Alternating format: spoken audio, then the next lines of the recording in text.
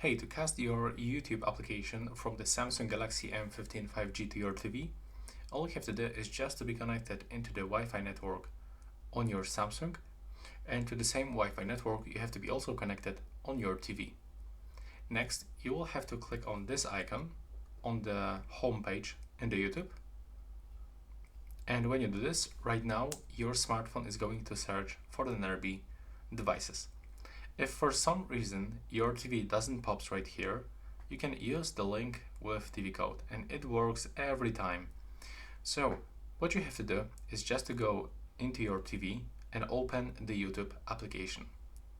Next, you will have to go to the settings in the YouTube application, and then you will have to scroll down almost all the way down and set this option link with TV code. And now the code will appear on your TV, and you have to input this code just right here, and after this you will be able to click link and you will be actually connected. So yeah, this is it for this video. Right now, please subscribe.